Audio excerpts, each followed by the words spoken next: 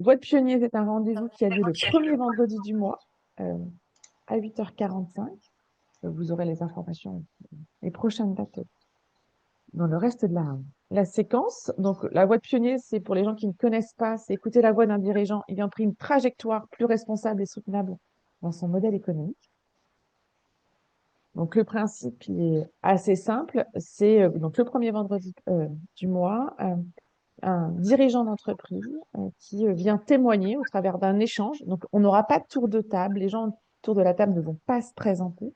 Pour répondre à la question tout à l'heure de quelqu'un, vraiment, on fait le focus sur aujourd'hui Pierre de Reverdir et de l'équipe de l'ADNI Nouvelle-Aquitaine qui va accompagner, qui va questionner le dirigeant pour voir comment aujourd'hui il a avancé dans sa trajectoire, comment il fait bouger les lignes, c'est ça qu'on appelle les appels des pionniers, dans des modèles économiques à impact positif. On va être ensemble jusqu'à 10h. Le principe, il va être assez simple. On va avoir un temps de questionnement et un temps de réponse par Pierre. Ensuite, vous aurez l'opportunité de poser des questions. On va faire une pause entre les deux séquences. Vous avez aussi le chat qu'on va pouvoir activer pour que vous puissiez poser des questions. Et généralement, on se fait la voix de vos questions s'il y en a beaucoup. S'il n'y en a pas trop, on vous laisse pouvoir les poser.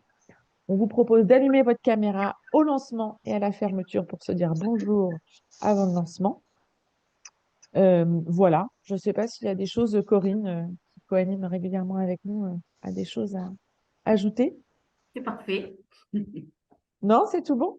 Donc, je vais couper le partage juste un instant, le temps qu'on se dise bonjour et qu'on voit tous un peu notre ambiance et que j'accepte les 5 personnes puisque nous sommes très nombreux ce matin et c'est génial de repartir avec autant de monde présent. Voilà. Pour ceux qui peuvent, on allume la caméra, on se fait un petit coucou et ensuite je redonne la main à Aline pour pouvoir lancer la démarche. Bonjour à tous et à toutes. Super. C'est très agréable de voir vos sourires et trembler ce matin pour repartir. Ça va mettre en joie Pierre. Ouais. C'est super. Allez, Moi, je ne peux pas tout voir d'un seul coup, là, j'y arrive pas, mais. On est parti. Aline, à toi la main. Alors, en fait, ça va être à Sébastien. Je donne la main à Sébastien. Tu partages, Aline, c'est ça? Ou, ah oui, non, voilà, c'est bon, c'est fait. Ok, bon, super. Bon, eh bien, bonjour à toutes et à tous, on va commencer. Donc, merci à toutes et à tous d'être venus.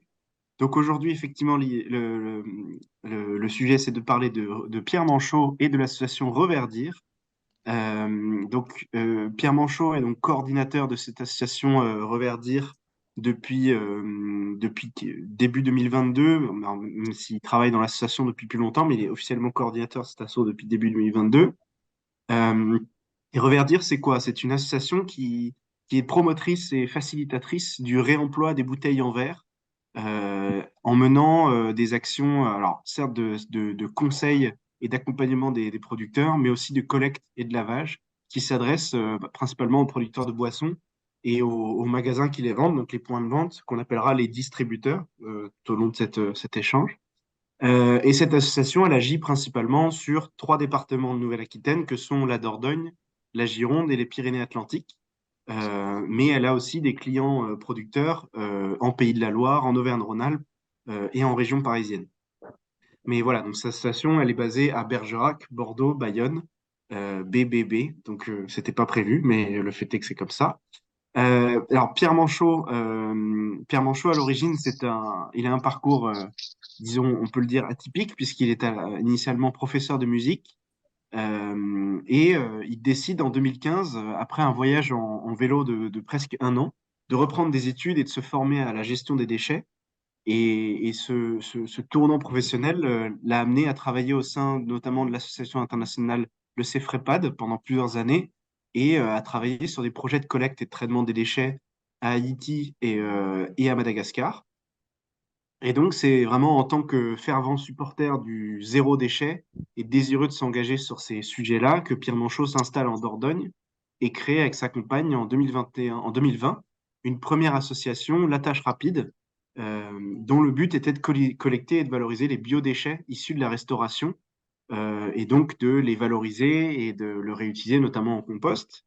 Et c'est un an plus tard, en 2021, qu'ils décident de créer une deuxième activité de l'association qui était de collecter et de laver les bouteilles en verre en s'appuyant sur, en fait, sans investissement supplémentaire, puisqu'ils se sont appuyés sur un brasseur local qui leur a mis à disposition une petite station de lavage. Alors, petite, puisqu'on était sur une cadence de lavage de 200 bouteilles par heure. On verra plus tard que c'est plutôt dans la fourchette basse. Donc voilà. Et en fait, à l'époque, ce service de réemploi des bouteilles en verre s'adressait, en fait, ne couvrait que le territoire de la Dordogne. Et ils se sont rendus compte assez rapidement que c'était assez difficile d'avoir une activité pérenne de lavage et de collecte et de réemploi de bouteilles sur un petit territoire comme ça. Et c'est ainsi comme ça que s'est créée l'association Reverdir en 2021 et que l'activité de collecte et lavage de bouteilles en verre a évolué. Et on verra aussi pendant cet échange que c'est aussi dans la qualité, dans le contenu de l'offre et dans les services qu'il propose aux producteurs et distributeurs qu'elle a évolué et qu'on commence à se rapprocher de l'économie de la fonctionnalité. Donc voilà, donc aujourd'hui, Reverdir a collecté et lavé 60 000 bouteilles depuis sa création en 2021 et elle emploie 3 personnes et est en plein rebond actuellement après une première année d'expérimentation. Donc ça, voilà, c'était la petite intro. Et maintenant, on va laisser la parole à Pierre Manchot.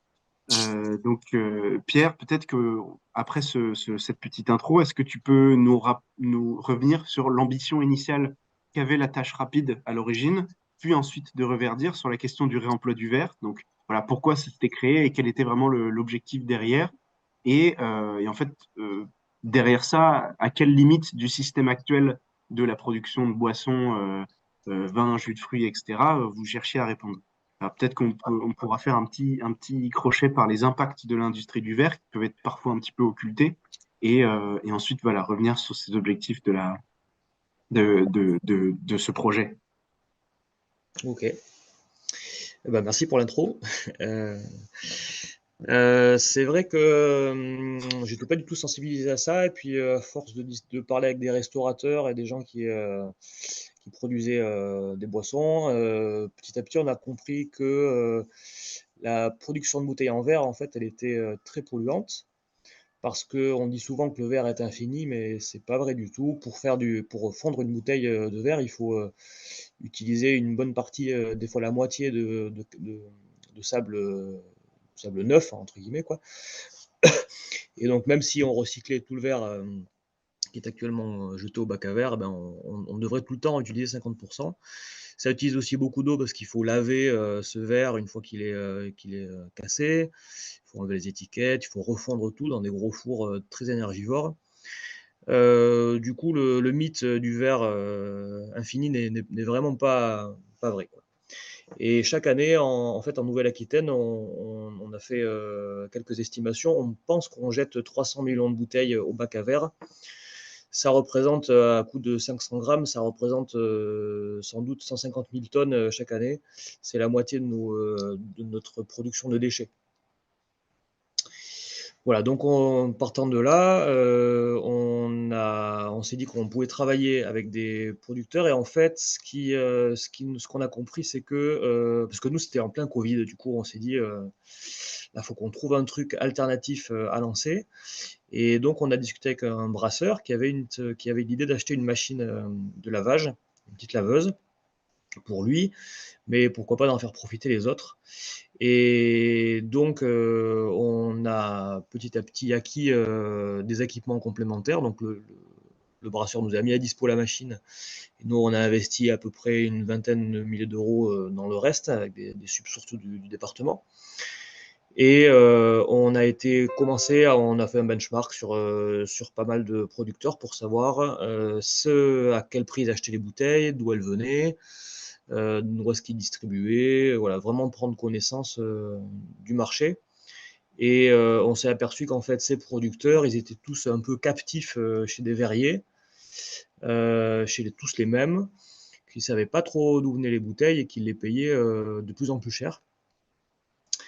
Et qu'ils n'avaient pas le temps de penser à des solutions alternatives, donc soit de se regrouper entre eux pour faire des groupements d'achat, Ce qu'ils font d'ailleurs par ailleurs pour le houblon, par exemple, ou en tout cas pour les brasseurs, et qu'ils n'avaient pas du coup de temps à consacrer à trouver un modèle alternatif pour la récupération de ces bouteilles, pour la mise en place de la consigne. Voilà.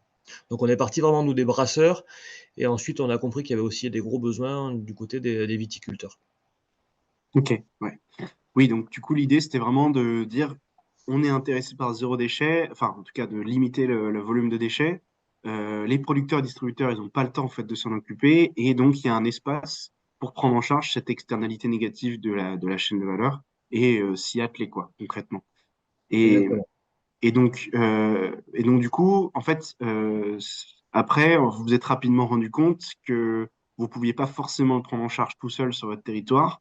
Donc, est-ce que tu peux nous revenir sur comment vous avez été amené à coopérer avec les deux partenaires, puisque c'est un détail que j'avais laissé volontairement dissimuler pendant la présentation, c'est que Reverdir, en fait, est issu de trois structures différentes. Donc voilà, est-ce que tu peux revenir sur sur cette coopération qui a mené à la création du projet Reverdir? D'accord. Ouais. Ah, Donc nous, on a commencé à installer cette machine avec ce brasseur, on a commencé à laver des bouteilles, et finalement, on s'est aperçu qu'on lavait pas très bien et pas très vite, et donc j'ai voulu voir ce qui se passait à côté. Et on a trouvé donc deux assos qui faisaient pareil que nous, grosso modo. Une qui s'appelle la Consigne Bordelaise à Bordeaux, et l'autre qui s'appelle Les Retournés à Bayonne. Donc les deux associations en question, ils ne faisaient pas de lavage en fait, ils faisaient juste de la collecte de bouteilles en vue de la faire laver par un prestataire plus tard. Donc on s'est dit que tous les trois, qu'on avait sans doute quelque chose à jouer, et puis on a commencé à,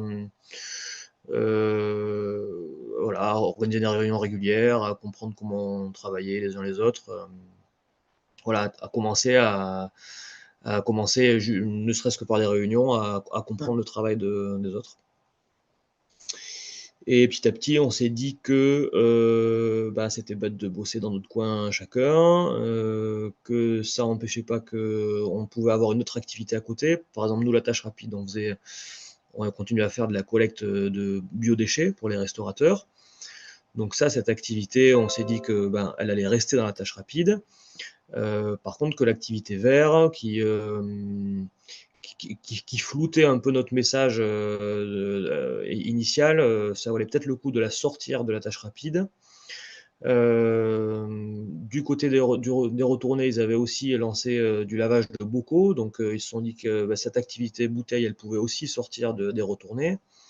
Et du côté de la consigne bordelaise, par contre, c'était sa seule activité, donc il s'est dit qu'il fallait tout switcher sur Reverdir. Du coup, voilà, on a créé Reverdir tous ensemble en juin 2021. Pour l'idée, donc, c'était en fait de créer un seul espace de dialogue, enfin une seule interface auprès de tous les producteurs et de tous les distributeurs à qui on était amené à parler. ok, d'accord. Donc, ouais, donc ça, effectivement, c'était le background. Donc, ce projet Reverdir qui a été créé, voilà, et qui est le fruit donc, de cette coopération entre ces trois associations. Et donc maintenant l'activité, puisque effectivement Reverdir, à la base, elle collecte et lave des bouteilles, mais on se rend vite compte qu'elle fait pas que ça. Donc, est-ce que tu peux revenir sur ce modèle avec lequel vous avez démarré, parce que vous démarrez avec un modèle relativement simple, en vous rémunérant sur un nombre de bouteilles lavées. Donc, est-ce que tu peux décrire le modèle tel qu'il était au début de l'activité et, et, et, et ensuite les limites auxquelles vous vous êtes confronté à ce moment-là sur sur votre modèle économique et sur votre équilibre, quoi. D'accord, ouais.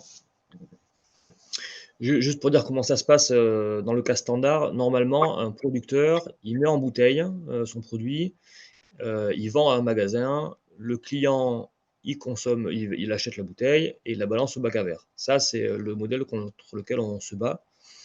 Nous, on a mis en place quelque chose d'assez de plus complet, quoi.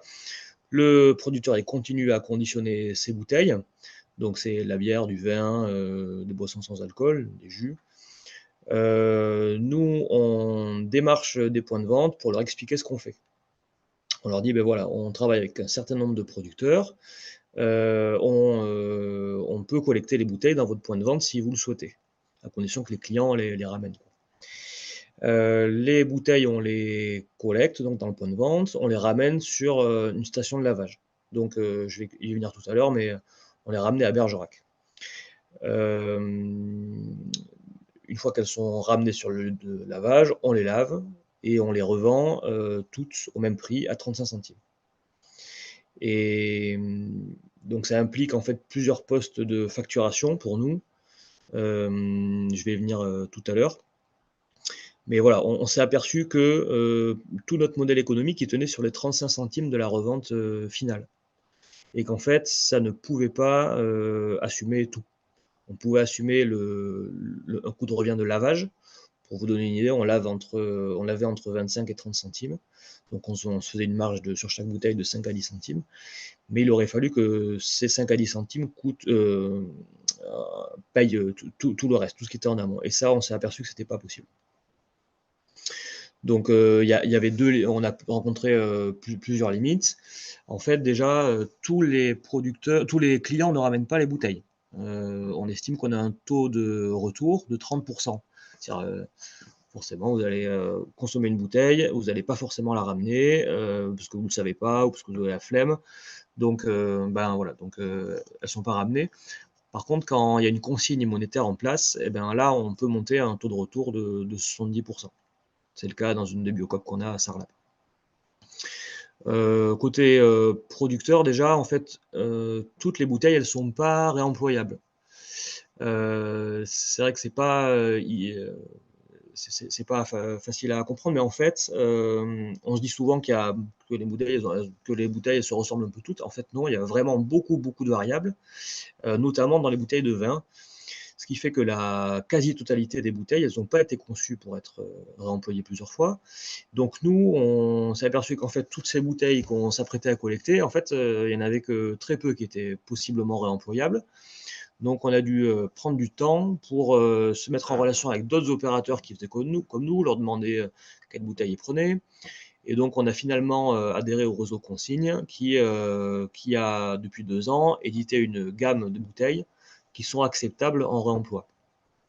Oui, donc voilà, le réseau Consigne, c'est le réseau national des structures comme Reverdir, ou plus ou moins, et qui a permis de porter ces sujets au niveau national et de les standardiser, quoi. C'est ça. Maintenant, on ne travaille qu'avec des bouteilles standards. Il y en a à peu près 70 quand même, qui sont utilisées dans toute la France. Quand un producteur chez nous utilise une bouteille, on sait que cette bouteille, elle pourra être réemployée chez nous, mais aussi ailleurs. Si jamais il vend en Alsace, par exemple, il y a quelqu'un d'Alsace, j'ai entendu, et ben voilà, on peut, ce sera possiblement un producteur alsacien qui les récupérera. Donc ça, ce changement, pour un producteur, changer de bouteille, c'est pas facile parce qu'il s'imagine que c'est sa marque de fabrique un peu. Et puis il y a aussi l'étiquette. L'étiquette, souvent, elle part pas au lavage parce qu'elle colle bien à la bouteille. Donc il faut changer l'étiquette, partir sur des étiquettes qui soient hydrosolubles, qui partent à l'eau. Donc ça, c'est le côté bouteille, quoi. Bouteille étiquette. Et puis l'autre côté, c'était les magasins. En fait, mettre en place leur emploi dans un magasin, ça veut dire avoir un peu de place pour stocker des bouteilles, dégager du temps à la caisse pour convaincre les clients, enfin pour indiquer aux clients que la bouteille elle est ramenable, éventuellement avoir un système de gestion de la consigne. Voilà, tout ça, c'est du temps de blabla avec les magasins pour leur expliquer tout ça. Et en fait, ça prend du temps. Donc la conversion à la fois des magasins et puis des producteurs, elle prend du temps. Surtout, je n'ai pas dit, mais le producteur, autant il peut avoir un avantage économique parce que sa bouteille à 35 centimes, elle lui coûte souvent plus cher quand il doit l'acheter neuve, tandis que le magasin, il n'a pas d'avantage économique à faire mettre la consigne en place. Éventuellement, on peut lui dire que ses clients vont revenir pour ramener les bouteilles, mais bon, ça reste surtout ça reste une conviction plutôt pour un magasin. C'est pas pour rien que sur nous, on a 45 points de vente, un tiers sont des Biocop et le reste sont d'autres magasins. Voilà, donc tout ça, ça fait qu'on a beaucoup de temps à prendre avant que la bouteille elle soit finalement lavée et réutilisée, et donc ça ne marche pas de faire tenir le modèle que sur la vente finale. Oui, donc beaucoup de temps, beaucoup d'investissement et mine de rien, en fait, une valeur que vous créez qui n'apparaît pas dans le modèle de revenu, puisqu'en fait, on se rend vite compte que vous faites bien plus que du lavage et de la collecte. Vous faites aussi de l'accompagnement, de la sensibilisation. On verra aussi de la communication pour les distributeurs. Et donc, du coup, il y a eu cette réflexion sur le fait que, bah, de toute façon, l'activité, elle pouvait pas se rémunérer sur la simple vente de bouteilles lavées, les marges étant trop faibles, etc. Et que ça reconnaissait pas toute la valeur qui était créée. Donc, ça vous a poussé, vous, à développer une nouvelle offre et un nouveau format de tarification auprès de vos clients. Donc, est-ce que tu peux me décrire cette nouvelle offre Ouais. qui a été, voilà, qui a été conçue dans la logique de purée, mais comment on peut mieux rémunérer le travail réel qu'on effectue, quoi. Mm. Ouais. Alors, on s'est attaqué aux deux fronts en même temps. Je commence par vous expliquer pour les producteurs. Ouais, Donc, on va bien séquencer pour être bien clair. Effectivement, il y a cette offre producteur, puis ensuite offre distributeur, mais voilà. Donc Ouais. les producteurs, concrètement, un producteur, il peut mettre 2 ans à changer de bouteille et changer d'étiquette. On peut avoir des dizaines de mails d'échange, des dizaines de coups de fil. C'est compliqué. Donc on a dit aux producteurs, bah, écoutez, maintenant on a une grille tarifaire et si vous voulez qu'on vous aide, eh ben on va marcher en 3 étapes.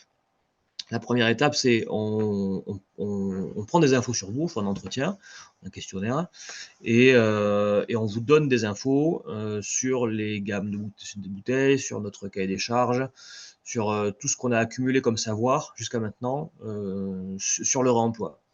Donc ça, on facture à 200 € la première étape. La deuxième étape, à partir de 200 €, parce qu'on a une grille tarifaire, et les 200 €, c'est vraiment quand on est un tout petit producteur. La deuxième étape, c'est de faire des tests sur les bouteilles. Donc, une fois que le producteur a commandé un échantillon de bouteilles, un échantillon d'étiquettes, on va s'assurer que ce sont les bonnes références. Et pour ça, rien de mieux que de faire un test. Donc, on prend 10 bouteilles, on les fait toutes passer dans la laveuse. Et donc, on lui délivre un certificat de réemploi. Voilà, donc ça, c'est la fin de la deuxième étape et on l'intègre à notre catalogue. Donc ça, c'est pareil, on facture ça à partir de 200 €. C'est la deuxième étape. La troisième, c'est une fois qu'il est dans le catalogue, on va aller faire deux choses. On va démarcher les magasins avec qui on bosse. On a donc 45 points de vente. On leur envoie tous les catalogues régulièrement et on leur indique les nouveaux producteurs qui sont référencés chez nous. Et en même temps, on va prendre contact avec tous ces points de vente à lui et on va leur dire, voilà, ce producteur-là avec qui vous travaillez déjà, en fait, il est en réemploi. C'est-à-dire que vous pourriez possiblement collecter ces bouteilles si vous mettiez en place le réemploi dans votre magasin. Ah, donc cette étape aussi, qui est une sorte on fait un peu le commercial en fait pour le producteur, on la facture aussi à partir de 200 €. Donc ça fait 3 fois 200 € qu'on leur facture maintenant et qui permettent de couvrir ce temps d'accompagnement. En plus de ça, on ne s'arrête pas là, on leur demande une contribution annuelle à la collecte. La collecte, ça coûte entre 10-15 centimes par bouteille, donc on leur demande de participer. Donc on a une grille en fonction du nombre de bouteilles qu'ils ont, à la moitié de ce service de collecte. Ça, c'est quelque chose qui est récurrent. Autant la première fois, les 3 étapes, ils les payent une fois, ensuite le service, ils le payent plutôt mensuellement. Et le troisième poste, en fait, c'est comme avant, on leur vend des bouteilles propres. Donc là, le prix est toujours de 35 centimes. Voilà, donc il y a toujours du coup un peu cette méfiance sanitaire. Est-ce que la bouteille propre vaut aussi bien qu'une bouteille neuve? Oui, nous on assure des tests auprès de labos. Oui, vous avez un process de nettoyage qui est certifié et voilà, qui leur offre des garanties sur le. Ouais. Voilà, donc ça c'est l'offre, c'est l'évolution de notre offre producteur, voilà, qui est en place maintenant depuis 1 an. Et on a la même chose du côté distributeur. Donc distributeur, en fait avant, il suffisait qu'il adhère à l'assaut, donc c'était 30 € pour la tâche rapide. pour qu'on fasse toute la collecte. Donc effectivement, la Dordogne étant un vaste département, et maintenant avec la Nouvelle-Aquitaine, c'était plus du tout possible de faire ça. Donc on a pareil, on a 2 postes. Le premier, c'est qu'on accompagne le distributeur, on lui explique comment on peut mettre en place la consigne, comment on fait une réunion de formation d'équipe, on lui fournit de la communication. On a 3 packs, on va dire, 3 offres différentes en fonction du nombre de posts qu'on va faire sur les réseaux sociaux, sur ce qu'on lui fournit comme pub, etc. Donc ça commence à 80 € à 80 €, c'est une fois. Et ensuite, la collecte, c'est pareil, on impacte la moitié du prix, la moitié du coût de la collecte sur le distributeur. Je ne rentre pas dans le détail, mais on met un certain nombre de casiers, soit 13, soit 23, ou alors un palox, c'est des grosses caisses où on met 500 bouteilles dedans. Et on lui dit, ben voilà, si on imagine que vous avez tant de producteurs référencés dans votre magasin, si ça veut dire que potentiellement on va récupérer genre 2000 bouteilles par an. Et ben, ces 2000 bouteilles, soit on passe régulièrement, genre tous les mois, ou alors vous avez plus de place de stockage et on va passer une fois par an ou 2 fois par an. Et donc, moins on passe, moins c'est cher, comparé au prix de la bouteille. Donc là, Oui. on a une qui commence à peu près à 300 € par an. Mhm. Et du coup, voilà, en fait, ça nous permet une chose qui est essentielle, qu'on a compris, qui est essentielle, c'est que chaque poste de dépense, donc que ce soit l'accompagnement, la collecte ou le lavage, est autofinancé. Il n'y a pas de transfert de. Voilà, c'est assez clair là-dessus. Ok. On sait on sait notre coût de revient et on sait notre marge sur chacune des 3 activités. Ouais, ok. Donc effectivement, on a ces 2 offres-là. Donc l'offre producteur qui, en fait, prendre le temps en amont de comprendre son activité, ses besoins, l'accompagner, etc. Lui obtenir ce certificat de réemploi, puisqu'on a aujourd'hui un label réemploi avec une étiquette qui existe pour être apposée sur les bouteilles consignées. La communication auprès des magasins, donc d'une certaine manière, vous êtes aussi apporteur d'affaires pour eux. Et ensuite, la partie offre distributeur, qui est, encore une fois, l'accompagnement du distributeur dans l'adaptation de son process, la définition du nombre de casiers installés chez eux, la collecte. Donc là, en fait, on a aujourd'hui une tarification qui rémunère davantage la valeur créée et qui reconnaît mieux les effets utiles de votre offre, en fait, en quoi ça leur améliore la vie. Et c'est pour ça qu'on a vraiment cette notion de facilitateur du réemploi. Euh, alors même si, on le verra plus tard, la difficulté réside encore dans le fait de faire passer les tout premiers clients originaux à ce nouveau type de tarification.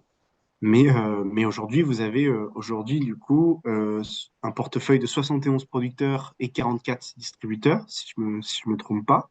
Ouais. Et, et donc du coup, une bonne quinzaine de producteurs et une vingtaine de distributeurs qui sont passés à la nouvelle tarification. Et donc, justement, les effets utiles de cette activité, euh, alors on peut peut-être les lister, peut-être que tu peux en fait développer ce que ça apporte au producteur, quel est l'intérêt du producteur de passer au réemploi, l'intérêt du distributeur et peut-être aussi bah, les effets utiles pour le territoire, les collectivités. Et ça se trouve, peut-être que tu pourras nous dire s'il y a des effets utiles qui sont encore non reconnus aujourd'hui, puisque c'est aussi ça la difficulté de faire évoluer son modèle économique, c'est d'essayer d'identifier des effets utiles et des externalités positives qu'on peut intégrer au fur et à mesure dans son modèle économique.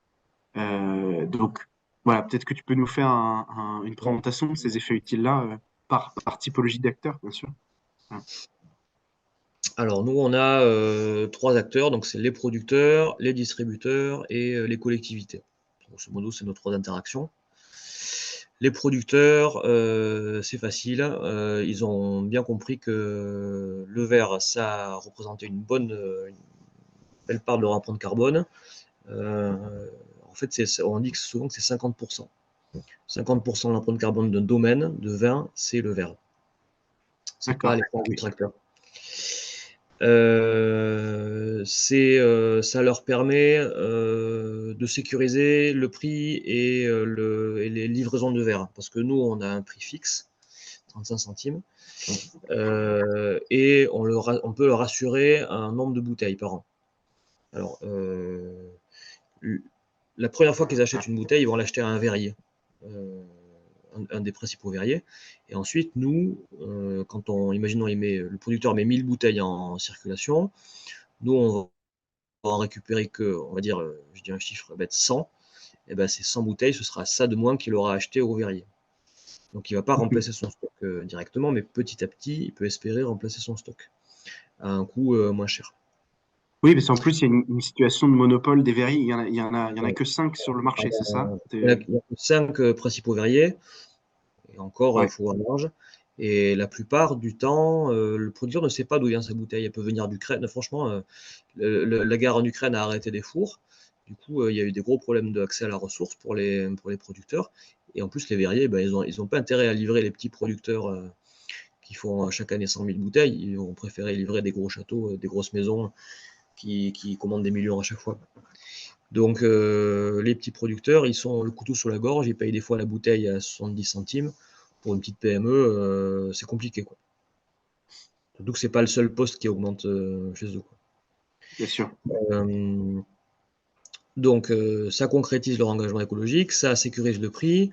Ils peuvent du coup communiquer auprès de leurs clients. Voilà, mes bouteilles sont employables, ramenez-les-moi, j'en ferai quelque chose. Alors qu'on ne communique pas sur du verre neuf, hein. Personne ne peut communiquer sur le fait d'acheter des bouteilles neuves, c'est le truc normal. Tandis que là, on peut vraiment faire une vraie communication. Et franchement, nos producteurs, ils s'en privent pas. Et ensuite, on est du coup à porteur d'affaires parce que on va mettre ça dans le catalogue, on va parler de nos producteurs assez régulièrement avec nos moyens de communication, après nos distributeurs. Voilà. On est préconisateur, je ne sais pas comment on dit. Voilà, Prescripteur. Prescripteur. Ouais.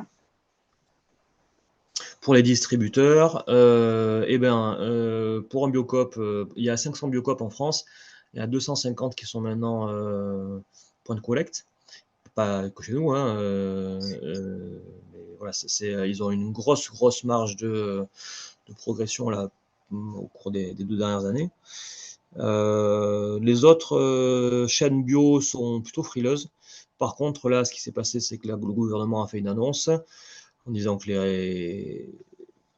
la grande distribution devait avoir une part de sa distribution en conteneurs réemployables. Donc là, on peut s'attendre les prochaines années à avoir vraiment une bonne part de produits réemployables. Voilà, ça permet aussi pour les distributeurs de sensibiliser leurs clients sur cette pratique. Et aussi, du coup, comme je disais, le client revient. Donc quand même, il y a cet effet, du coup, je reviens à ramener mes bouteilles, je vais reconsommer un peu, quoi. Pour les territoires, nous, en fait, c'est pour les territoires qu'on bosse, hein, c'est pas pour notre poche. En fait, nous, pour faire une petite estimation, ça va vous donner l'idée de la marge qui nous reste ou qui reste à d'autres. Nous, on a collecté là depuis depuis vraiment les débuts 60 000 bouteilles. Bon, on est peut-être à 80 000 maintenant. À coût de 500 grammes, ça fait 30 tonnes, 30-40 tonnes, quoi. En fait, chaque année, j'ai marqué 600 millions, mais il y a 300 millions de bouteilles. Ça fait 150 000 tonnes chaque année en Nouvelle-Aquitaine qui pourraient possiblement être collectées si jamais tous les producteurs étaient en bouteilles réemployables, ce qui n'est pas du tout le cas, hein. Mais voilà, on a à peu près 120 000 tonnes devant nous, quoi. Donc il y a du travail pour tous. Et franchement, plus on y pense, plus ça semble quand même aberrant de jeter, de quasiment jeter chaque année ce verre. Je rappelle qu'il est vraiment utilisé qu'à 50%. Voilà, et puis ça permet du coup pour les territoires qui s'y plongent en tout cas de communiquer auprès de leurs administrés pour dire voilà, mon territoire il aide en tout cas une filière responsable sur le verre. Oui, et aussi, sensibiliser les consommateurs aussi, ouais. Effectivement. Ouais. Mais ce qui est intéressant, c'est qu'on n'a pas évoqué le territoire et les collectivités quand on a décrit votre offre et votre modèle économique précédemment. Donc, euh, ce que tu me disais l'autre jour, c'est il y a probablement quelque chose à faire reconnaître auprès des collectivités là-dessus. ouais, nous, ce qu'on voudrait imaginer, c'est une rémunération à la tonne. Ouais. Tant de tonnes évitées de collecte, ben, c'est tant de coûts évités à la collectivité. Et voilà. Il y a d'autres structures qui font pareil que nous en France, qui s'appuient sur des syndicats de déchets. Nous, j'avoue que les syndicats de déchets, sont très curieux de ce qu'on fait. On a beaucoup de visites, que ce soit nos syndicats de déchets à nous ou les syndicats de déchets voisins. Mais les financements, ils restent à la marge. Vraiment à la Ok. marge quand il y en a. Ok. Est-ce que, Sébastien, on a quelques Oui, questions dans le fil de ouais, on va discussion. faire un Est-ce qu'on point question. peut peut-être faire Ouais, un point question avant de ouais. poursuivre des Oui. questions très, très intéressantes? Bah oui, peut-être qu'on peut commencer effectivement par Oui, par la première question d'Isabelle, oui, qui demandait dans quelle mesure l'industriel du verre et le producteur d'étiquettes, donc c'était au moment où on décrivait la chaîne, peut être impliqué dans le sujet de limiter le contenant non réemployable. Alors, je sais pas s'il y a eu Alors, des discussions, c'est peut-être au niveau du réseau consigne, mais bien sûr, ouais.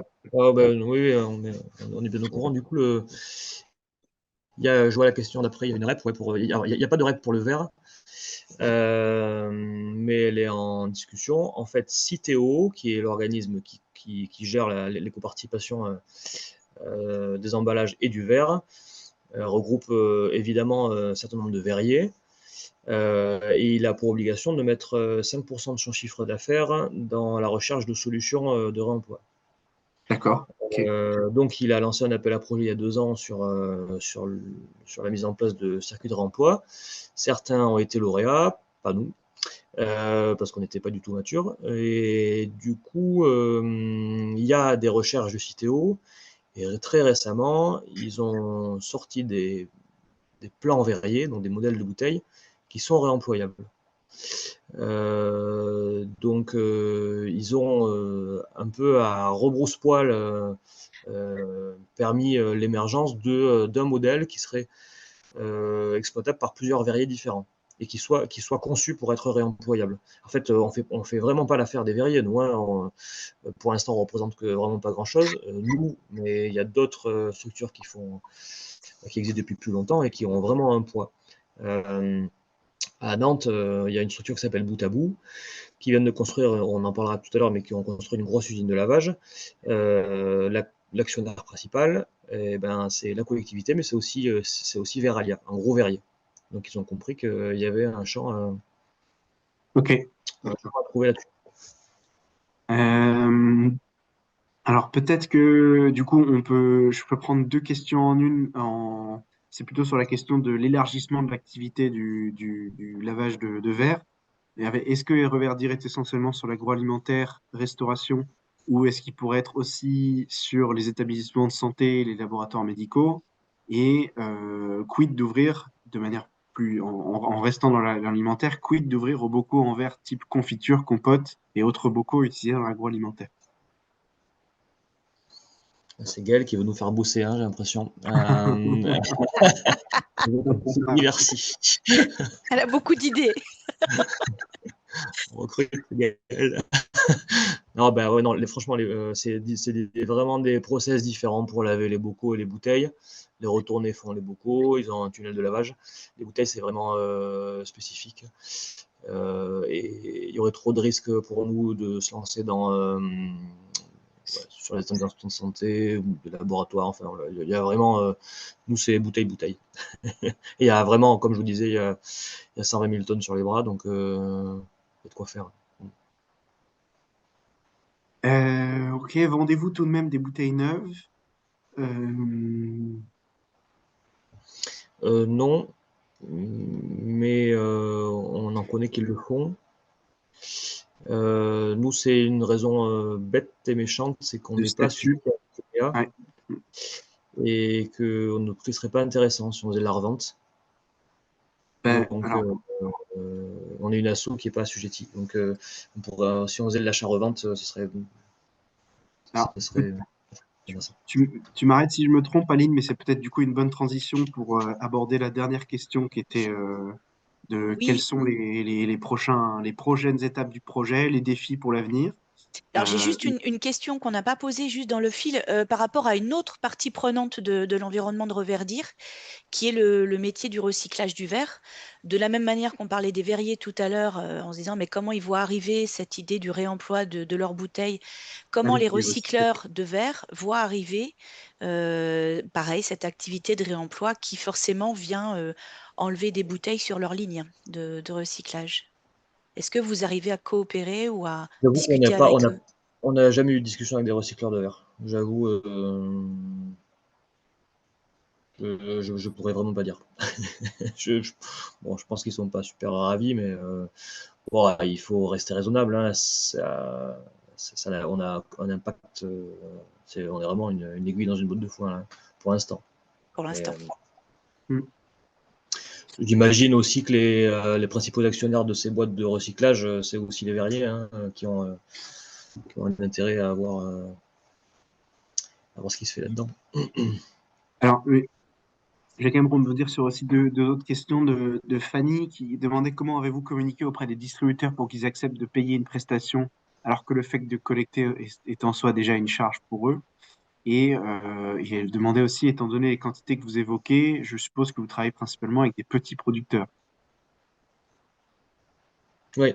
Alors du coup, pour les distributeurs, on leur a expliqué clairement qu'on arrêtait s'ils ne payaient pas. Voilà, donc on leur a donné un délai et le délai il va arriver d'ici la fin de l'année. Si voilà, les distributeurs qui ne payent pas, on peut pas, c'est une charge pour nous, donc ça n'a aucun intérêt quoi.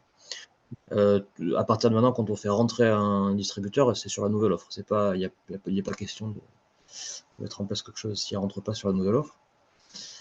Mais après, c'est vrai que de notre côté, c'est compliqué parce que ils ont tous des tailles très très différentes. Une petite épicerie qui va collecter 30 bouteilles par mois. Voilà, il faut vraiment adapter l'offre. Ce qu'on a fait, mais voilà, c'est quand même un effort pour elle. Oui. Je ne sais plus ce que c'était la deuxième, c'était. Oui, si vous travaillez principalement avec des petits producteurs. Oui, les petits producteurs. Oui, nous c'est clairement, enfin, notre cible à la base, c'était les petits producteurs parce que c'est eux qui payent des bouteilles chères.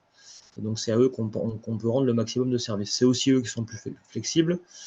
Les gros groupes, on travaille avec des groupes depuis des mois maintenant, genre Au Jeu ou la Maison du Prat, des gros groupes. Ouais, mais ça met vraiment du temps à décanter tout ça. Oui, le travail d'accompagnement est potentiellement d'autant plus lourd, quoi. Ouais. Il y a deux questions de plus sur les bocaux. Je pense vous avez vraiment un sujet à travailler sur les bocaux.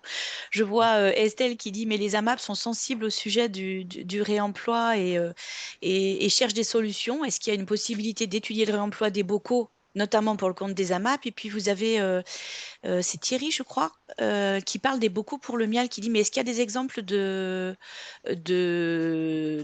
recycle, enfin de réemploi de bocaux pour le miel? Donc, quand même, la piste des bocaux, Oui, les retournés s'occupent déjà de réfléchir. ça, c'est ça ou... Ouais, les retournés s'occupent déjà de ça. C'est vrai que nous, dans notre catalogue, on a 2 producteurs de miel. On a miel du Lisos, pour faire un peu de pub, on a la miel du Lisos et l'hymne à l'abeille. Donc ça, en fait, on sous-traite le lavage à Bordeaux, à Box City, qui ont un tunnel de lavage. D'accord.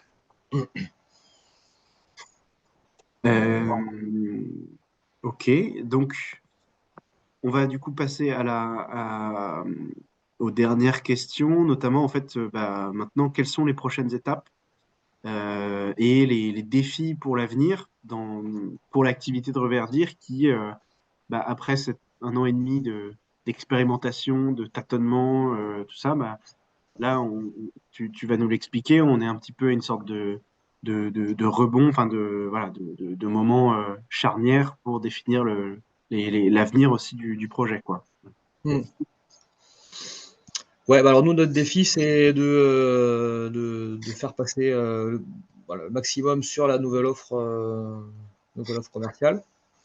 c'est assez clair, du côté producteur et distributeur.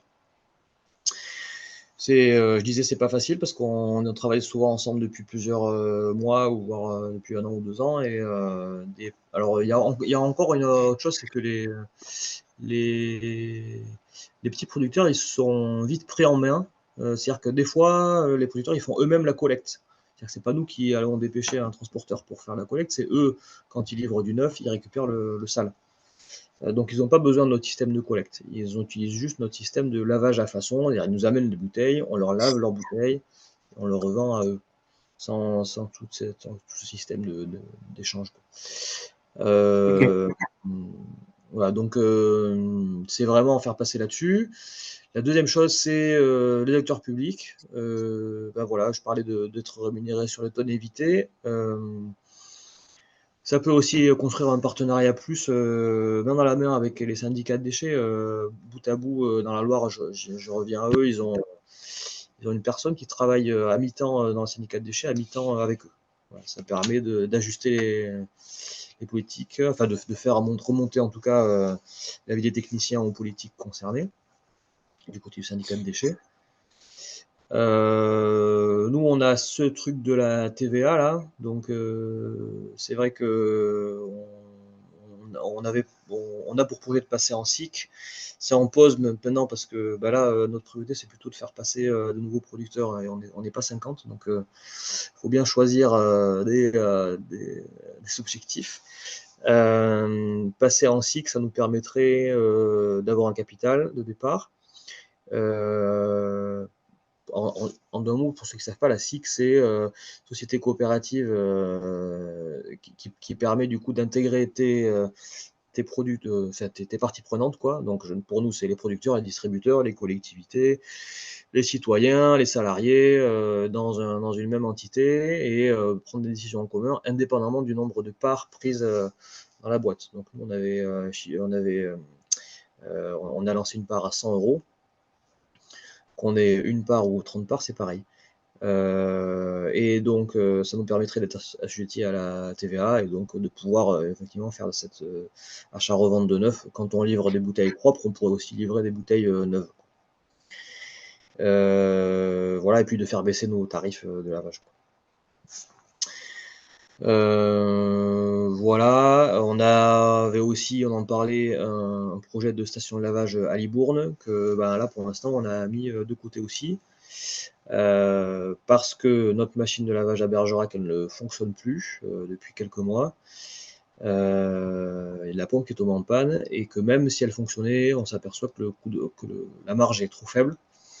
Donc on était en train de monter un projet de lavage.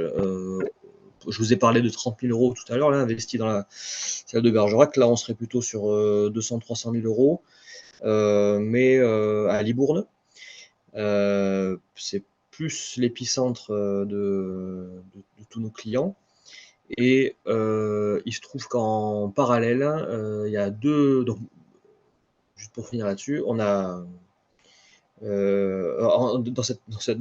que la laveuse à Bergerac est en panne, on a dû laver des bouteilles à Valence. C'est loin, mais c'est ce qui nous permettait de rentrer dans notre modèle économique.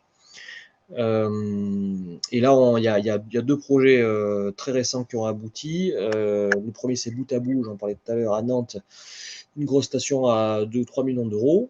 Donc, vous imaginez que les cadences sont pas les mêmes, et du coup, le coût de revient non plus. Et aussi un autre projet à Langon, avec Luz Environnement, qui s'est enfin concrétisé et qui lave encore au même prix que nous, mais voilà, qui va sans doute baisser ses prix. Et donc, une station de lavage supplémentaire sur le territoire, on ne sait pas trop. Voilà. Je sais pas, du coup, est-ce que... Enfin, moi, j'ai un peu... Je vois qu'il y a encore Oui, il y a encore des questions qui n'ont pas été traitées. Merci beaucoup, Pierre. Alors, il y a une question plutôt sur le côté technique, c'est qui a investi dans la laveuse à l'époque, en combien de temps a-t-elle été amortie, si elle l'est déjà, ou en combien de temps le sera-t-elle? Avez-vous eu des aides pour l'investissement, pour la laveuse, les palox, les casiers? Donc ça, c'est le côté vraiment ingénierie technique du projet. Et un peu sur le même sujet, avez-vous mis en place un process d'autocontrôle? J'imagine que là, on parle de la garantie d'hygiène des bouteilles quand on parle de ça. Hmm. Oui, ben alors pour l'autocontrôle, nous je crois qu'on a 3 manières de contrôler. C'est le pH, on vérifie que le pH est bon en sortie laveuse. On vérifie que la température de l'eau et le taux de soude sont bons, 170 degrés avec une soude à 2%. Et donc ça, c'est deux autocontrôles. Le troisième, pardon, il y a une mireuse du coup manuelle, c'est un écran LED dans lequel on fait passer des bouteilles en fin de chaîne. Donc ça, c'est les 3 autocontrôles qu'on a. Le quatrième, c'est en extérieur. Pour chaque lot de bouteilles lavées, on envoie 2 bouteilles à un labo pour avoir le taux de microbio dedans. Et j'ai oublié la première question, c'était sur comment ça s'est passé pour le l'investissement. le financement. Ouais, financement. Ouais. Désolé, c'est le matin, j'ai oublié la question. Alors, le financement, c'est le département qui nous a beaucoup aidé au début. Franchement, on a fait un budget participatif, ça a très bien marché. On a pu se payer rapidement des équipes. Alors, parce que dans une station de lavage, il y a la laveuse et puis il y a tout le reste. Donc, il y a la mireuse, il y a un truc pour sécher les bouteilles, il y a le compresseur, il y a quelques machines annexes. Donc ça, ces machines, on les a essentiellement payées avec le département et puis une autre sub de l'ADEME. Et la laveuse en elle-même, elle nous est louée chaque mois par le producteur qui l'avait acheté et remise en état. Il l'a acheté pour 1 euro symbolique, c'est une vieille laveuse, il l'a remis en état pour 10 000 euros à peu près. Donc voilà, non, c'est pas amorti. On a utilisé au final les machines que 1 an à peu près, donc elles ne sont pas amorties, même si on les a payées pas cher, c'est pas amorti. Il y a Gaëlle Raboyau qui, à nouveau, veut vous faire travailler et qui a une idée très ingénieuse. Elle dit, avez-vous travaillé avec les collectivités pour pouvoir récupérer les bouteilles, vous savez, qu'on jette dans les containers qui sont dans la rue, pour pouvoir récupérer ces bouteilles en modifiant les bennes pour que les bouteilles ne soient pas cassées au moment où on les dépose dedans, ce qui vous donnerait plus de bouteilles à laver et à réemployer. Avec le problème du standard, peut-être. Avec le problème des formats standards, mais la Ouais. question est intéressante. Ouais. On a toujours eu cette idée, comme tout le monde en France, quoi. Tous les opérateurs de lavage ont eu cette idée. Les syndicats, ils suivent pas là-dessus, quoi. Et on en aura parlé. Avoir un bac à côté pour déposer le verre employable, avoir des affiches. Non, ça. Bravo pour l'idée, mais elle est dure à faire suivre. En fait, c'est même. Peut-être certains d'entre vous c'est pour avoir des containers dédiés à rapporter leur emploi des bouteilles employables sur la voie publique. Voilà, des moyens humains, des syndicats. C'est pas facile à faire bouger un syndicat de déchets. Alors peut-être certains d'entre vous auraient envie de poser des questions directement à Pierre. Vous les poserez encore mieux que nous, qui vous lisons. Si c'est le cas, n'hésitez pas à réactiver votre micro. Oui. Isabelle a levé la main. Je ne sais pas si c'est parce que tu avais une question dans le fil qu'on a posé ou tu as une nouvelle question, Isa. Non, pardon, c'est une Vous fausse m'entendez? manip. Ouais. C'est une fausse manip. Excusez-moi, je ne sais pas où est-ce que j'ai appuyé. Je vais voir si je peux la enlever. Voilà, c'est bon. Baissez la main. Hop. On a Donc, deux non, Isabelle qui ont levé la main. Donc, Isabelle Vanneau, puis après Isabelle Garot, si vous avez une question. Non, Isabelle n'a pas de question, ce qui est très étrange. D'habitude, elle a toujours une question. Ah, moi, j'ai pas de questions. Non, parce J'ai que des c'est très clair, c'est très clair. questionnements personnellement. Tout le monde pose plein de questions, j'ai plus besoin d'en poser. Donc, moi, j'en ai des questions. L'autre Isabelle. Allez, L'autre Isabelle. vas-y. Les générations des Isabelles. Enfin, j'ai pas des questions en fait. En écoutant le témoignage, pour moi, ça soulève trois sujets. C'est que votre projet, en fait, il est né au départ de vouloir traiter une externalité négative, mais ce que j'en comprends aujourd'hui, c'est comment vous en révélez l'externalité positive. C'est-à-dire qu'à partir d'un dysfonctionnement et une volonté, ben, on voit bien que c'est compliqué. J'ai pas la recette, hein, mais je trouve que aujourd'hui, c'est un peu l'enjeu que vous avez, au-delà de l'enjeu purement économique, hein, c'est de faire comprendre. Alors, vous en parlez, vous, très bien, mais on sent bien que c'est toujours compliqué. Je trouve qu'il y a un autre sujet aussi dans ce que vous évoquez, c'est l'idée de l'acteur pivot dans une coopération comme ça, et d'essayer d'identifier entre des gens qui ont du pouvoir de vous aider, des gens qui ont un intérêt sur ce que vous proposez, une forme de légitimité. Vous êtes peut-être en acteur pivot, mais pas que, et que du coup, il y a peut-être encore essayer un peu de monter cette mécanique-là qui est certainement pas évidente. Et puis, je trouve que dans ce que vous dites aussi, c'est quelque chose qui est un petit peu qui m'interpelle, c'est que pour moi, il y a un télescopage entre l'idée d'apporter de la valeur et derrière de rester toujours dans une approche volumique. C'est-à-dire que tout ce que vous faites, ça a énormément de valeur, puisque l'idée, c'est de réduire la matière première qu'on va utiliser pour faire des bouteilles, etc. Mais à l'inverse, vous êtes bloqué par un système volumique de nettoyage où pour pouvoir tenir économiquement, bah, il faut quand même avoir une certaine quantité, ou alors il faut que vous puissiez faire accepter de payer la partie service, qui pour moi ne me paraît pas très coûteuse dans ce que vous évoquez. Donc je trouve que voilà, il y a toujours ce sujet, il y a quand même à un moment donné la notion de volume qui vient intervenir dans votre modèle économique, parce que ben, pour pouvoir optimiser votre ligne de nettoyage, il faut quand même qu'il y ait un certain nombre de bouteilles pour arriver, et vous venez de l'évoquer avec le site qui va être fait à Nantes, où on revient encore dans des Mm. choses très, très volumiques, mais dans un principe de générer de la valeur, puisqu'il y a quand même l'idée derrière de ne pas aller ponctionner de la ressource naturelle pour reproduire des bouteilles, etc. Donc pour moi, c'est un peu une révélation dans votre Mm. exemple là qui est assez intéressant et qui me questionne énormément quand même. Voilà, c'était juste, je voulais partager un peu mes questionnements. Oui, je suis d'accord.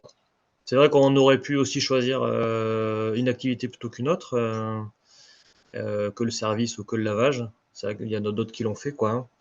Hein. Ça aurait été moins compliqué le, le modèle, quoi. Et ça aurait Non, été mais moins c'est très très ambivalent, bien. quoi. Moi, je pense que Et c'est vrai vous qu'il y a êtes deux très en styles amont. aussi. Mm. Vous êtes très en amont. Aujourd'hui, vous l'avez dit, il y a des réglementations qui arrivent. Il y a quand même une prise de conscience de beaucoup de consommateurs. Il y a une prise de conscience des producteurs de par tout ce que vous avez évoqué.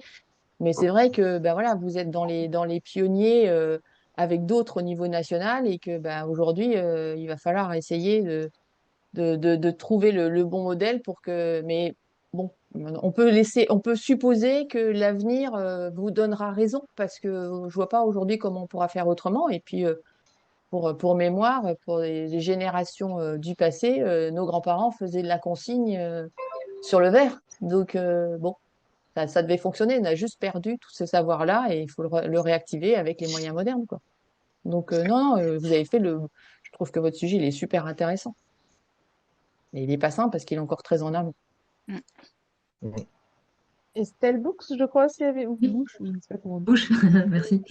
Oui, ce que je voulais dire aujourd'hui, je me fais le porte-parole des AMAP, donc réseau dans lequel je suis présidente sur une AMAP du Béarn. Aujourd'hui, c'est clairement une demande de nos adhérents, de nos AMAPiens, de mettre de la consigne, que ça soit sur les sacs de pommes, sur la récupération des bocaux. Aujourd'hui, les AMAP à Béarn, ça représente 38 AMAP et à peu près pour 3 millions d'euros de livraison annuelle. Et on dessert à peu près 2600 familles. Et je pense qu'il y a un vrai levier effectivement en volume pour porter effectivement ce sujet. Et en plus, par rapport à la collecte, aujourd'hui, les AMAP peuvent se faire le relais effectivement de la collecte pour aider les producteurs effectivement à collecter leurs déchets verts, et notamment à les relaver et à les réutiliser, puisqu'aujourd'hui certains producteurs mettent en place d'eux-mêmes effectivement de la consignation. Mais la difficulté, effectivement, c'est l'opération clairement de lavage. Donc, je pense que les AMAP peuvent être un vrai appui sur ces sujets-là, parce que ça fait un moment qu'on se questionne. Donc, à notre petit niveau, effectivement, on essaye de mettre des choses en place avec de la consignation.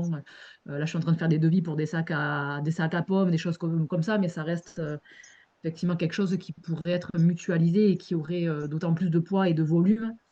si on arrivait effectivement à mobiliser un collectif d'AMAP qui aujourd'hui est porté en Béarn, par exemple, par le CIVAM ou côté Pays Basque, où il y a aussi une antenne qui regroupe le fonctionnement de l'ensemble des AMAP. Donc, je pense que les AMAP peuvent être Mm. un Mm, relais, un appui, ce type de c'est un bon relais, démarche. ouais. C'est sûr, hein. Mm. Voilà.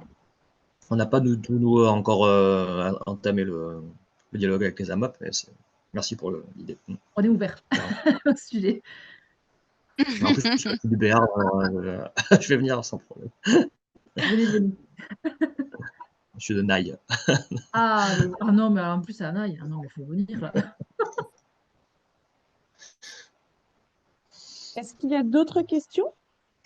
Ou est-ce que Sébastien, Pierre et Aline, enfin, Aline fera la synthèse, mais Sébastien, Oui. Pierre, des d'autres choses que on a au travers des questions, vous dites, ah bah tiens, j'ai pas évoqué cette partie-là de mon Ah. modèle, ou on a un appel à une contribution. Alors, il y a peut-être Brigitte qui vient de Brigitte, lever ouais, il y a la main. peut-être une Oui, question. oui, bonjour à tous et toutes. Non, j'avais besoin de clarification, de recompréhension. Les collectivités avec lesquelles vous travaillez, Pierre, elles vous rémunèrent? Enfin, j'ai pas compris. J'ai bien compris qu'il y avait évidemment un intérêt territorial sur le réemploi et parce que vous avez parlé de tonnes évitées, etc. Vous avez parlé des syndicats des déchets, mais est-ce que vous avez des financements? Comment c'est valorisé justement? Comment ça se retraduit dans un renouveau d'une convention avec les collectivités territoriales? Et si oui, lesquelles? Parce que c'est effectivement c'est pour ça que je vous ai mis aussi sur la conversation la SIC Bouteille à Lyon, qui a évolué sur un modèle de SIC avec a priori Lyon qui est rentré comme sociétaire, mais bon, je ne sais pas jusqu'où ça va, hein, c'est peut-être juste mettre des parts et puis ça s'arrête là. Voilà, donc c'était un petit peu cette question-là. Et une deuxième question, enfin complémentaire aussi, parce que là on est sur des petits volumes. Vous êtes sur votre territoire et on voit bien entre 40 tonnes et 120 000 tonnes de bouteilles, si j'ai bien retenu. Est-ce que vous avez des échanges avec si ce n'est pas concurrent, vos homologues, quoi? Comment ça marche pour essayer aussi de cranter un peu et de passer à une échelle supérieure, mais au niveau sur d'autres territoires? Reverdir ne pourra pas tout faire. Et par contre, les enjeux sont énormes. Donc, comment ça marche en coopération avec d'autres enfin, si, hein, avec des homologues. Enfin, Ok, ouais. Bah alors, pour les collectivités, alors, on n'a pas de convention avec aucune collectivité, que ce soit annuelle ou pluriannuelle. On a de l'aide au projet. d'accord. Donc, on a eu une aide du département, on a des aides de la région pour de l'emploi, on a eu Ampli. Voilà, on a quand même des aides des collectivités, mais pas qui ne sont pas reliées au tonnage qu'on traite, quoi. C'est pas de l'aide. Voilà, ça reste. C'est de l'aide à Il y a des l'amorçage, en fait, à voilà, l'amorçage c'est de de projet. l'amorçage ou de l'emploi ou un peu d'investissement. Ça n'a rien à voir avec le tonnage, même si ça fait partie des indicateurs qu'on renseigne, mais c'est pas du tout lié à ça. C'est ça et pourtant c'est ça qu'on aimerait faire. La deuxième question, c'était sur les échanges avec les autres partenaires. Oui, alors nous, on est fervents échangeurs. On fait partie du réseau Consigne, qui regroupe tous les opérateurs du réemploi, beaucoup de producteurs, des distributeurs, des imprimeurs, des verriers. Voilà, donc on a une sorte de plateforme d'échange. Par exemple, la gamme de bouteilles réemployables, c'est le réseau Consigne qui l'a qualifié et édité. Les discussions avec Citeo, c'est d'abord le réseau Consigne qui est là. Le réseau Consigne a fusionné avec le réseau VRAC récemment, mais ça ne change pas du tout l'idée. C'est nous, on a dû faire 15 visites de site, quoi, en tout, dans toute la France. On a échangé, on a accueilli plein de monde. On est vraiment. Voilà, franchement, on n'a pas à cacher et on est curieux de voir ce que font les autres, quoi. C'est clair. Merci. Merci. Alors, je vous propose peut-être qu'on passe à la synthèse de manière à pas durer au-delà des 10 heures comme on a promis à tout le monde. Si ça vous va. Céline, Isabelle, c'est bon. Ouais, d'accord.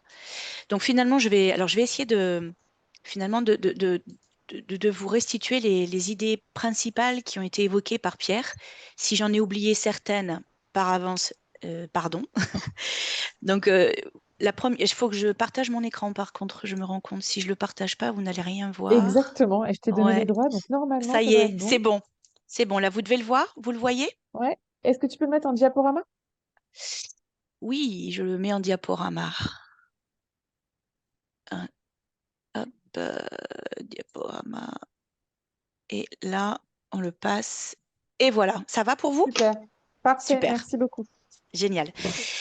Donc finalement, ce que je retiens, c'est que finalement ce projet est né de la volonté pour toi, Pierre, et pour ceux après qui ont fondé Reverdir avec toi, de la volonté de prendre en charge une externalité négative qui faisait pas sens pour vous, le fait de jeter et de casser des bouteilles alors que finalement on pouvait les réemployer. Pourquoi? Parce que vous vous êtes rendu compte en parlant avec les producteurs que même si les boissons sont faites localement, le verre qu'on utilise pour les conditionner, que ce soit du verre neuf ou du verre qu'on casse pour le recycler, c'est de toute façon un système qui est très polluant, qui est très énergivore, qui consomme énormément de sable, alors que au niveau planétaire, le sable vient à manquer en ce moment. Euh, vous vous êtes rendu compte en même temps, en parlant avec les producteurs, et notamment les petits, qu'ils étaient très dépendants des verriers du marché parce qu'il n'y a que peu de verriers qui sont capables d'alimenter des producteurs en verre. Donc les petits producteurs sont souvent soumis à la volonté du verrier de leur livrer ou pas des petites quantités et de leur livrer à des prix qui ne correspondent pas forcément aux capacités de paiement des petits producteurs. Vous vous êtes rendu compte que les producteurs et les distributeurs souhaitaient réduire leur impact du point de vue de ces bouteilles verres, mais qu'ils n'en avaient pas le temps, pas les moyens, pas l'énergie. Ils étaient concentrés sur d'autres priorités. Et vous vous êtes donc positionné comme un intermédiaire qui a pris en charge cette externalité-là. Avec une offre initiale que vous avez du coup expérimentée pendant presque une année, où vous vous êtes dit, bon, on va faire simple, on va laver les bouteilles, on va les collecter, les laver, et on va revendre les bouteilles propres, et on va faire un prix de revente à l'unité, et c'est ça qui va nous payer la totalité de notre fonctionnement. Et finalement, vous vous êtes rendu compte que le réemploi de ces bouteilles vertes, c'est un processus complexe. Il y a beaucoup d'étapes, beaucoup d'opérations avant même de commencer à laver la première bouteille d'un producteur. Vous vous êtes rendu compte aussi que c'était une activité encore émergente, qui n'est pas mature dans l'esprit de pas mal de parties prenantes, comme les collectivités, par exemple, qui ne sont pas encore forcément actrices d'un métier comme le vôtre.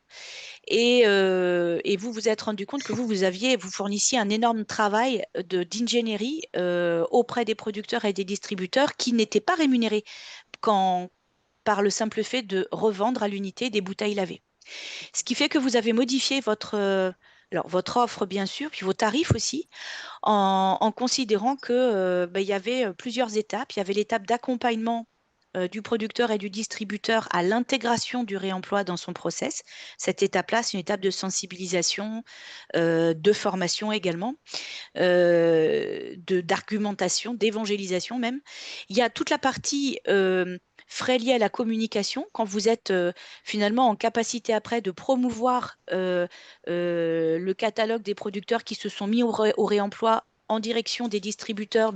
Vous avez là un rôle très important d'apporteur d'affaires qui est assez invisible, mais qui existe pourtant et qui est clé pour les producteurs qui se lancent. Et vous avez donc par rapport à tout ça un défi aujourd'hui d'arriver à faire adopter cette nouvelle manière de tarifer votre offre à tous les producteurs ou tous les distributeurs qui rentreront dans votre portefeuille client à l'avenir. Avec des effets utiles, je pense qu'on n'a même pas fait tout le tour de tous les effets utiles de votre activité, mais si on prend là ce qu'on a vu ensemble, pour les producteurs et particulièrement pour les petits producteurs de boissons, vous sécurisez le prix des bouteilles auprès d'eux et vous sécurisez leur accès à la ressource en verre aussi. Parce que avec vous, quand ils veulent acheter des bouteilles lavées, ils savent qu'ils les auront. Et ils savent qu'ils les auront à un prix que vous leur avez transmis à l'avance. Ils ne sont pas soumis à des fonctionnements de verriers qui sont 1 million de fois plus gros qu'eux. Vous avez un effet utile aussi de visibilité de l'action de ces producteurs auprès des distributeurs, donc comme je parlais, d'apport d'affaires, et vous les aidez à concrétiser leur engagement écologique, ce qui n'est pas simple pour un petit producteur qui a toujours beaucoup d'enjeux en lien déjà avec la viabilité économique dynamique de son modèle. Donc, vous avez ces effets-là. Pour les distributeurs, parce que je pense que les magasins que vous servez sont souvent des magasins axés sur la vente de produits éthiques, de produits bio, de produits responsables. Pour ces distributeurs-là, vous aidez les enseignes à respecter leurs engagements et vous accélérez la mise en place de pratiques de consommation plus responsables grâce à votre travail d'ingénierie, de conseil, de formation. Et pour le territoire, alors dans le territoire, il y a les collectivités comme les communautés de communes, les agglomérations, mais il y a aussi le département que vous avez cité un moment. Vous parvenez à faire diminuer le volume de déchets en verre qu'il faut recycler. Vous sensibilisez les consommateurs habitant le territoire au réemploi. Et aussi, quand les producteurs qui sont vos clients assurent eux-mêmes la collecte des bouteilles vides en remplissant leurs camions avec les bouteilles vides au retour de leur livraison, vous enlevez des camions sur les routes. Ça, c'est un effet utile qu'on n'a pas tellement évoqué, mais qui est peut-être aussi à creuser et à intégrer même de manière carrément décidée, volontaire dans votre modèle. Au niveau des enjeux que vous avez pour l'avenir, pour le rebond de votre structure, vous avez le besoin de faire adhérer tous vos clients, anciens ou nouveaux, à la nouvelle offre afin de pérenniser le modèle de revenu de la structure. Vous souhaitez travailler avec les acteurs publics, notamment les collectivités, pour monter je dirais, une coopération avec eux autour d'une rémunération de l'effet de la réduction de l'impact que vous avez sur leur territoire.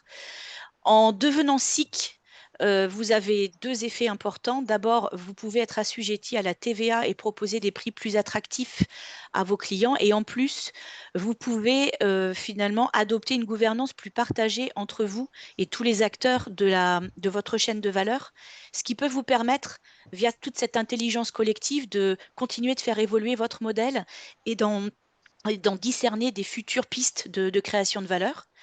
Vous avez cette question de confier vos bouteilles finalement à une station de lavage plus grosse que la vôtre, plus industrielle, en vous disant mais à quoi ça sert de saturer le territoire avec des stations de lavage qu'on n'arrivera pas à remplir. Peut-être qu'il vaut mieux qu'on n'essaye pas de faire cette partie-là et qu'on se concentre sur les services rendus en amont et en aval de cette opération de station de lavage.